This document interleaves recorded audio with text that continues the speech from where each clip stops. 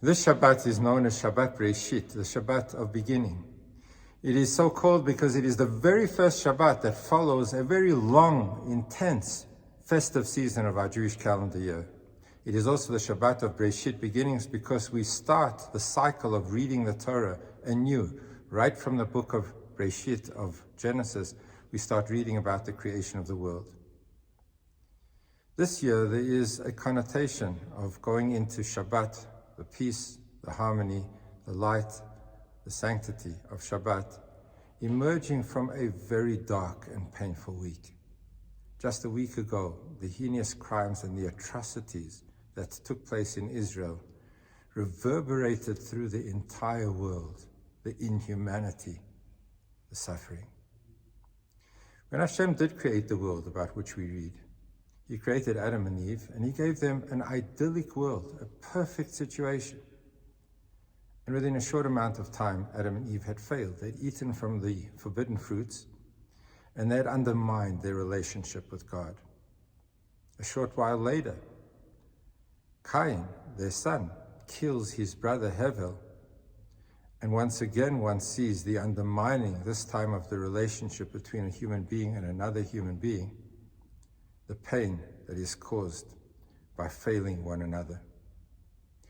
But these two events are not only connected by the proximity of time, just one generation following another generation, failure and failure, but also in the way Hashem responds. God responds to these failures, and He turns to Adam and Eve, and the first word He says is, Ayeko, where are you?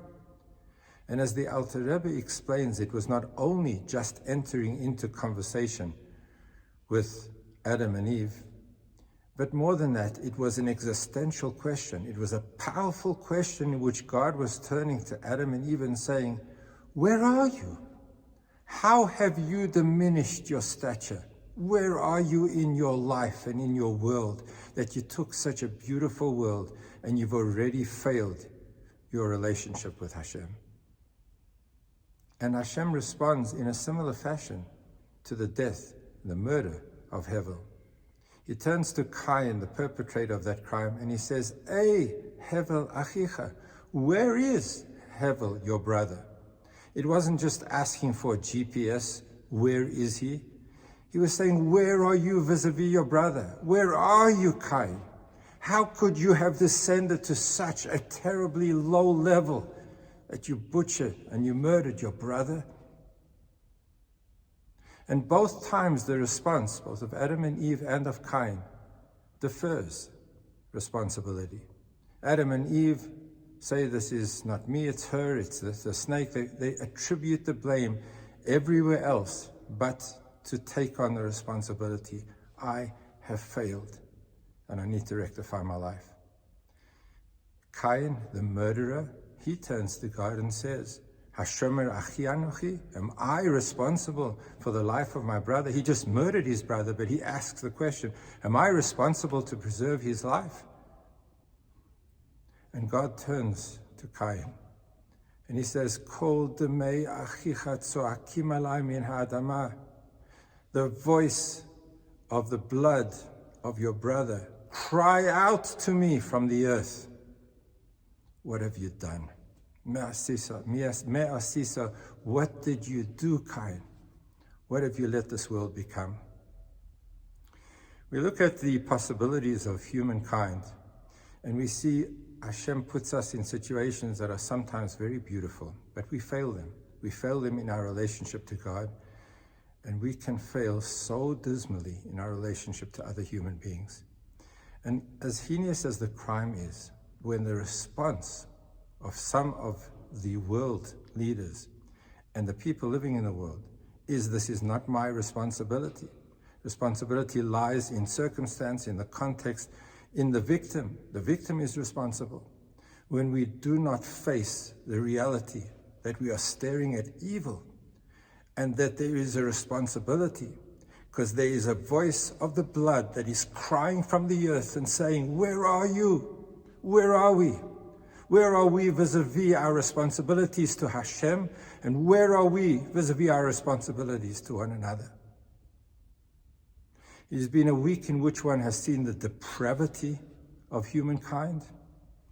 But much more important for us to focus on, because in this will be the healing. We have seen the power and the strength of humanity too. We have seen the spilling of blood, and we have seen the hours, the lines that were formed, where people were waiting to donate blood and to preserve life.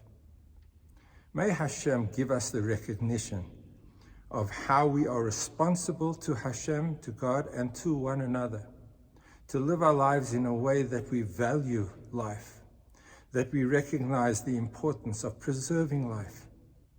And may Hashem transform our environment and our world so that no child, that no individual, no human being who is innocent has to suffer the consequences of evil. And may Hashem allow us to respond with all the strength that we have to live up to the Garden of Eden, to the circumstances that Hashem gave us, to the tremendous potential that we have to make a positive difference in our own lives and in the lives of people around us. Let this be a Shabbat Bereishit, a Shabbat of beginnings, a Shabbat Mevarachim, a Shabbat in which we bless the new month ahead, a Shabbat that brings light and blessing to the world.